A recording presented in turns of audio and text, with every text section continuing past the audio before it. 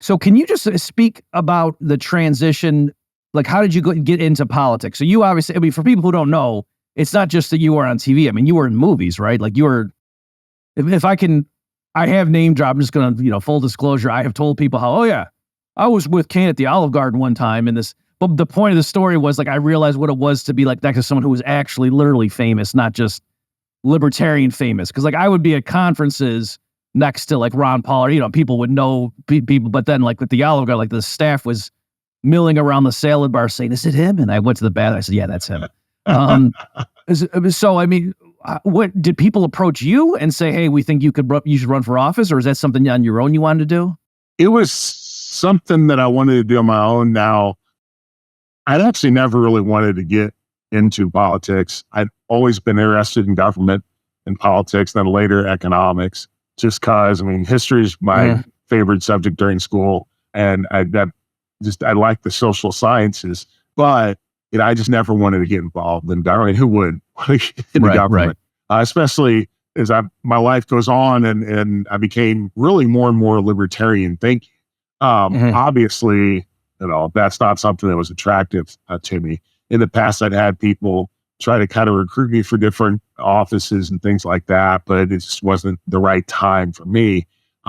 But what happened literally, we're term limited here in Knox County, and our county mayor, who's a really good guy, he's not a congressman, was leaving. So there's going to be an open seat. I knew I was coming to the end of my wrestling career. And literally one day I kind of woke up. I was like, man, I think I might be able to do this. I might be able to win that seat. In politics, open seats are gold. I mean, they just don't come along that often.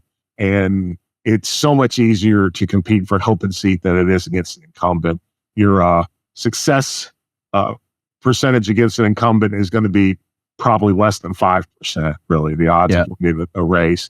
So it was an opportunity for me personally. Again, it was the right time as far as my one chapter in my life I realized was coming to a close, and I had another chapter that I still had to write. Also, going back to just my personal story, I've had a magnificent life. I mean, I've been so utterly blessed, and I think it's incumbent for someone like me who's experienced the American dream, who's been such a beneficiary of it. It's just important that we keep that going. Ron Paul got into politics because Richard Nixon closed the gold window and Ron could see where all that was leading. He's right, by the way. But for me, it wasn't like a single thing that caused it to happen. It was more of, I just felt that I wanted to do something so that I could at least say, hey, if this whole thing goes sideways, which I hope it doesn't, but if the whole thing goes sideways, at least I could say, I tried and I did the best I could. At the end of the day, what I want my grandkids, my whole thing here is I want my grandkids to say, the old man fought as hard as he could so that we could remain free people. That's it. So to that end, you were just already living, that's just where you had settled down in Knox County? Yeah, I've lived here in East Tennessee for almost 30 years now. It's a great place. People are wonderful. We're a pretty conservative area, especially when it comes to fiscal issues. We are a small government place. We're not necessarily known as libertarian folks, but I think that's what we are for the most part, is conservatarians, I guess. Sure. And so it was a no-brainer that given you were going into politics that you were going to be a Republican as opposed to a Democrat? Yeah, absolutely. And also for this position, there's a lot of places around the country that there's no way I could be mayor in that city or that county or whatever. Here I can because I am in the mainstream among thinking here in Knox County. And that's important too. It's kind of interesting on the practical side of politics.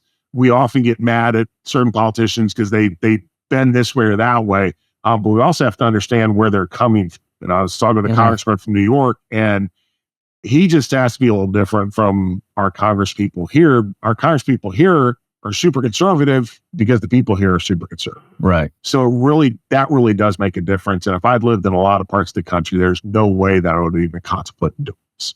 Yeah. I saw that on your official website that your 3 principles are service, efficiency, and savings.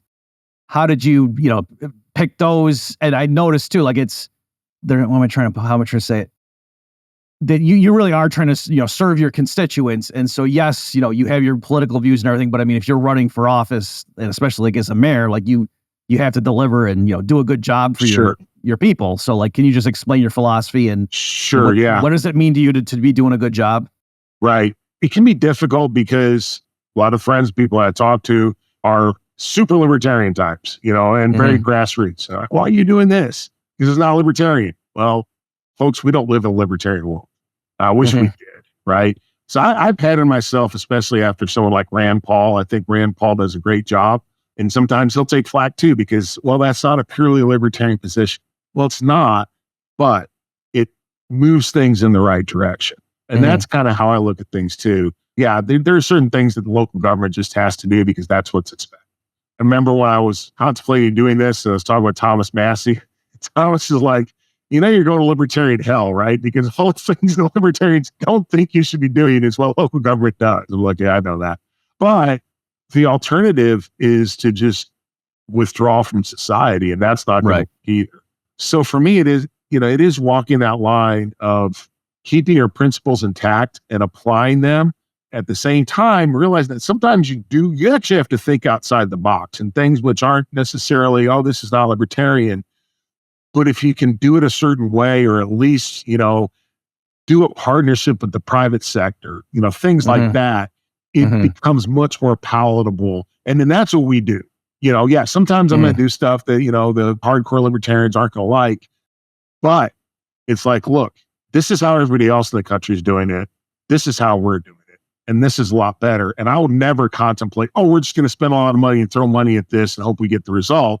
What we do is we try to plan out, if possible, we partner with the private sector, or, figure out a way that we're not growing government by doing this. But at the same time, we are required to provide certain services. And I did take an oath to support the U.S. Constitution, Tennessee Constitution, and the Charter of Knox County. And ultimately, that's what I have to